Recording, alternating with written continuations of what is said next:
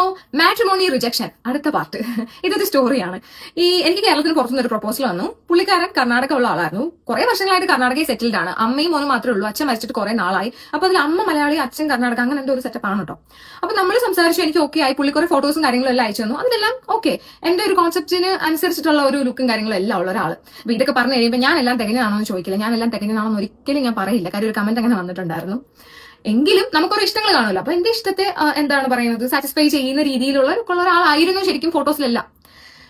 അങ്ങനെ എന്താ പറയണേ, പുള്ളിക്കാരൻ കാണാൻ വരുവാന്ന് പറഞ്ഞു. കാണുമല്ലോ, കാണാനൊക്കെ ഒരു കാര്യം ചെയ്തു. എല്ലാം ഉറപ്പിക്കുന്ന രീതിയിൽ ഇവര് ഫ്രൂട്ട്സ്, സ്വീറ്റ്സ് ഇതെല്ലാം കൂടെ കൊണ്ടുവന്ന് ഇങ്ങനെ ചീപ്പോടെ പുറത്ത് വെച്ചിട്ട് അങ്ങനെയുള്ള ഒരു സെറ്റപ്പ് ആയിരുന്നു കേട്ടോ പെണ്ണുകാണൽ എന്ന് പറയുന്നത്. നമ്മുടെ കൊച്ചി രാജാവില് രംഭയുടെ മാരേജ് ഉറപ്പിക്കാൻ പോകൂലേ, ആ ഒരു സെറ്റപ്പ്. അത്രയും സാധനങ്ങളൊന്നും ഇല്ലെങ്കിലും അതുപോലൊരു സെറ്റപ്പ് ആയിരുന്നു. അപ്പൊ പുള്ളി കാറിൽ നിന്ന് ഇങ്ങനെ ഇറങ്ങിയപ്പോഴത്തേനും എനിക്ക് ആളെ മനസ്സിലായില്ല കേട്ടോ.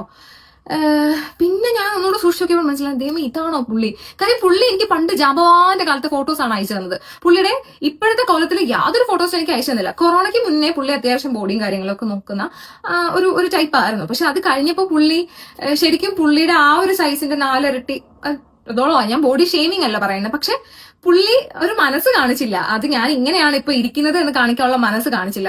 നമ്മൾ പെൺപിള്ളേർക്ക് അങ്ങോട്ട് കയറി ഞാൻ വീഡിയോ കോൾ ചെയ്യട്ടെ എന്ന് ചോദിക്കാൻ ഭയങ്കര മടിയുള്ളവരാ. സോ ഞാൻ അങ്ങോട്ട് കയറിയിട്ട് വീഡിയോ കോൾ ചെയ്തോട്ടെ എന്ന് ചോദിക്കാൻ പോയിട്ടേ ഇല്ല. പുള്ളി ഇങ്ങോട്ടൊട്ട് ചോദിച്ചില്ല. മേ ബി ഈ ഒരു റീസൺ കൊണ്ടായിരിക്കും പുള്ളി ഇങ്ങോട്ട് ചോദിക്കാനത്. ഇത്രയും ദൂരേന്ന് വന്നുകൊണ്ട് ഞാൻ മുഖത്ത് നോക്കി എനിക്ക് ഇഷ്ടപ്പെട്ടില്ല എന്ന് പറയാനും പറ്റില്ല. അപ്പൊ നമ്മൾ സംസാരിച്ചു, വീട്ടില് അമ്മയും ഒക്കെ സംസാരിച്ചപ്പോഴത്തേനും ഞാനിങ്ങനെ ഭയങ്കരമായിട്ട് ഒബ്സർവ് ചെയ്യുന്ന ആളാണ് കേട്ടോ ഞാൻ. അപ്പൊ എനിക്ക് മനസ്സിലായ ഒരു കാര്യം, പുള്ളി അമ്മ പറയുന്നതിന്റെ അപ്പുറത്തോട്ട് ഇല്ലാത്ത ഒരാളാണ്. അപ്പൊ അമ്മ പറയുന്നു, പുള്ളിക്കാരൻ ആ ഒരു ഇതും കൂടെ എനിക്ക് മനസ്സിലായി കേട്ടോ. അപ്പം അമ്മമോനാണെന്ന് മനസ്സിലായി. അമ്മമാരെ സ്നേഹിക്കണം, സ്നേഹിക്കരുത് എന്നല്ല ഞാൻ പറയുന്നത്. പക്ഷെ അമ്മമോൻ എന്നുള്ള ഒരു രീതിയിലാവുമ്പോഴത്തേനും പിന്നെ നമുക്ക് അവിടെ ഒരു റോളും കാണത്തില്ല.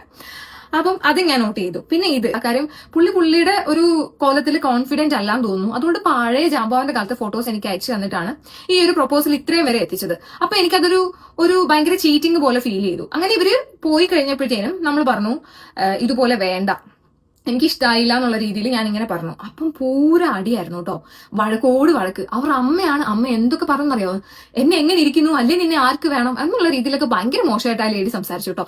ഞാൻ അന്ന് വേണ്ടാന്ന് പറഞ്ഞത് നന്നായി. അല്ലെ കെട്ടിപ്പോയി കഴിഞ്ഞിട്ടുണ്ടെങ്കിൽ ഭയങ്കര ഡോമിനേറ്റിംഗ് ആയിട്ടുള്ള ഒരു ക്യാരക്ടർ ആയിരുന്നു അവരുടെ അമ്മയുടെ. അപ്പൊ എന്റെ ഗതി അതോ ഗതി ആയി പോയനെ. അപ്പൊ നമുക്ക് അമ്മമ്മോൻ വേണ്ട, പിന്നെ കുഞ്ഞൊരു രീതിയിലുള്ള ഒരു എന്താ പറയണത്, ഒരു തട്ടിപ്പോ അല്ലെങ്കിൽ ഒരു വെട്ടിപ്പോ കാണിക്കുകയാണെങ്കിൽ പോലും അവരെ കെട്ടാൻ വേണ്ടിയിട്ട് നിൽക്കില്ല. അല്ലെ പോട്ടെ എന്ന് പറഞ്ഞിട്ട് കൊണ്ട് തല വെച്ച് കൊടുക്കരുത് കേട്ടോ.